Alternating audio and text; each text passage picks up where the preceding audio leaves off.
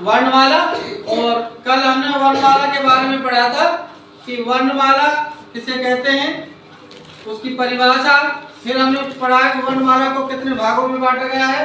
वर्णमाला को हमने कितने भागों में बांटा? 2 भागों में। कितने भागों में? 2 भागों। तो हमने बांटा स्वर और व्यंजन, स्वर और व्यंजन। तो हमने कल स्वर पढ़े। स्वर कितने होते हैं? 11। कितने होते हैं? 11। और 11 स्वरों को फिर हमने अलग अलग भागों में बांटा और वो भाग थे 3 भागों में बांटा था। तो हमने कल पूरा स्वर के बारे में पढ़ लिया था। आज है हमारा व्यंजन। आज क्या है? व्यंजन। तो व्यंजन की अपनी परिभाषा कल भी लिखवा दी थी। जिन वर्णों का उच्चारण करते समय स्वर की सहायता ली जाती है उसे क्या कहते हैं? व्यंजन कहते हैं। उसे क्या कहते हैं? व्यंजन। स्वर की जहाँ सहायता ली जाए उन उच्चारणों में वो व्यंजन होते हैं। तो व्यंजन भी कितने प्रकार के होते हैं? 3। स्वर भी हमारे 3 प्रकार के थे और व्यंजन भी 3 प्रकार के। पहला स्पर्श व्यंजन, दूसरा अंतस्थ व्यंजन और तीसरा ऊष्म व्यंजन। स्पर्श व्यंजन पढ़ेंगे। स्पर्श व्यंजन में हमारे कितने व्यंजन होते हैं? कुल 25 होते हैं। कितने होते हैं? 25 होते हैं। कितने होते हैं? 25 होते हैं। कितने होते हैं? 25 होते हैं। तो 25 व्यंजन में आपको आज लिखेंगे सबसे पहला जैसे हम बात करते हैं क वर्ग की। क्या बात करते हैं? क वर्ग। तो हमारे क के जो परिवार है वो है क, ख, ग, घ और अंग खाली। तो ये हमारे 5 क वर्ग के हो गए। उसके बाद दूसरा जो है च वर्ग, मतलब च परिवार के जो है, च परिवार के कौन कौन से वर्ण है? च, छ, ज, झ और न। उसके बाद ट वर्ग के कौन कौन से परिवार के वर्ण हैं? ट, ठ, ड, ढ और न। 5, इसके भी 5। उसके बाद फिर त में देखो त वर्ग के कौन कौन से? त, थ, ब, ढ और न। उसके बाद है आपका प वर्ग। क्या है? प वर्ग। उसके बाद प, फ, ब, भ और म। तो ये हमारे जो स्पर्श व्यंजन है 25, 55, 25। तो 5 हैं सारे के, च वर्ग, ट वर्ग, त वर्ग और क वर्ग। अब हम इसकी ध्वनि के बारे में बात करते हैं। देखो जो क वर्ग है इसकी जो ध्वनि होती है, जो ये निकलती है क, ख, ग, घ, ये हमारे कंठ से निकलती है। कहाँ से निकलती है? कंठ से। इसलिए इसको कंठ की ध्वनि कहते हैं। कंठ ध्वनि। क्या कहते हैं? कंठ ध्वनि। इसको कंठ ध्वनि कहते हैं, मतलब कंठ से निकलने वाले ये अक्षर जो वर्ण है। इसके बाद च को देखो, जो च की जो वर्ण है, च जो है, च को देखो उच्चारण करके देखो, च, छ, ज, झ।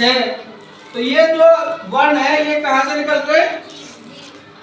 ये निकलते हैं जो अपनी जो जीभ होती है वो कहाँ लगती है? तालब में, ऊपर का जो तलवा होता है उसमें लगती है। तो इसका नाम दे दिया तालब। क्या नाम दे दिया? तालब। तो इसको तालब में नाम दे दिया, एक ही तालवे से लगती है तो इसको तालब ध्वनि कहते हैं। उसके बाद ट को देखो, ट, ठ, ड, ढ। अब जो हमारी ये जो ध्वनि है, ये हमारा जो ताला होता है, ऊपर का जो हिस्सा होता है, ये जीभ क्या इसमें मुड़ती है पीछे की तरफ। ट को बोलो ट, तो जीभ हमारी कहाँ मुड़ती है? पीछे की तरफ मुड़ती है। तो जो तालब का जो पिछला हिस्सा होता है उसमें जाके लगती है। तो जीभ जहाँ मुड़े उसको कहते हैं मूर्धन्य। क्या कहते हैं? मूर्धन्य। तो इसको मूर्धन्य कहते हैं, जहाँ पर हमारी जीभ तालब के पिछले हिस्से पर जाके टकराए। उसके बाद त वर्ग देखो, त वर्ग में त, थ, द, ध, न। ये जो त सारे देखो त, तो हमारे जो ये कौन से कहाँ पर जाकर जीभ जो है हमारी कहाँ टकरा रही है? दांतों पर। त, थ, द, न। तो इसको हम दंत कह देंगे, इसको दंत ध्वनि निकलेगी। तो ये हो गए दंत। प वर्ग देखो, प, फ, ब, जो हमारी जीभ है कहाँ पर टच करती है? होठों पर टच करती है। कहाँ पर टच करती है? इसलिए हम इसको क्या कहते हैं? ओष्ठ। तो ये ओष्ठ वाली जो ध्वनि है किसमें निकलती है? प वर्ग में निकलती है। किसमें निकलती है? प वर्ग में। तो ये हमारे स्पर्श व्यंजन की सारी ध्वनियां हो गई। उसके बाद अंतस्थ व्यंजन। अंतस्थ व्यंजन कितने होते हैं? 4। कौन कौन से होते हैं? उसके बाद उस व्यंजन व्यवहार कितने होते हैं? 4। उसका मतलब होता है जिस पर हमारी गर्म हवा निकलती हो। जब हम सामने ऐसे हाथ रखेंगे और से 3-4 बार आप बोल के देखो तो हमारी जो हवा है वो गर्म निकलती है। तो ये से और है, ये हमारे उस व्यंजन है। फिर आते हैं जो और व्यंजन है, ये तो हो गए आपके व्यंजन जो स्पर्श, अंतस्थ और उस, ये जो 3 प्रकार थे। कुछ व्यंजन और हैं अलग से, इसमें संयुक्त आते हैं। संयुक्त में देखो संयुक्त अक्षर, इसको व्यंजन ना कह के अक्षर कहेंगे। संयुक्त अक्षर, संयुक्त अक्षर। तो संयुक्त अक्षर क्या है? संयुक्त अक्षर देखो इसमें 4 अक्षर होते हैं, छ, त्र, गे और श्रे। अब ये संयुक्त कैसे है? इसको संयुक्त क्यों कहा जाता है? क्योंकि ये 2 अक्षरों से मिलकर बनते हैं, इसलिए। अब कौन कौन से व्यंजन हैं जो उनसे मिलकर बनते हैं? देखो पहले तो देखेंगे छह क्षत्रिय। छह क्षत्रिय जो है क कबूतर और स षटकोण से मिलकर बनता है। क कबूतर भी आधा क कबूतर और पूरा स षटकोण।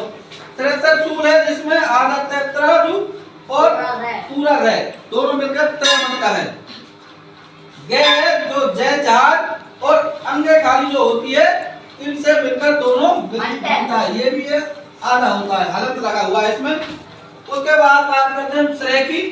श्रेय इसमें से सरगम आदि और रे पूरा, इनसे मिलकर, इसलिए इनको क्या नाम दिया? संयुक्त अक्षर। उसके बाद हमारे कुछ और रहे हैं वर्ण, इसमें 2 वर्ण यहाँ है, उनको कहा जाता है अयोग्य भाव। ये जो है अंग और ये क्या है? ए। और 2 वर्ण और हैं, उनको अतिरिक्त व्यंजन में रखा गया है। तो वो है हमारे जो ये डे और ढे आते हैं, बिंदी लगी होती है, डे में नीचे बिंदी और ढे में नीचे बिंदी। ये आज का टॉपिक था आपका व्यंजन वर्णमाला का पूरा टॉपिक।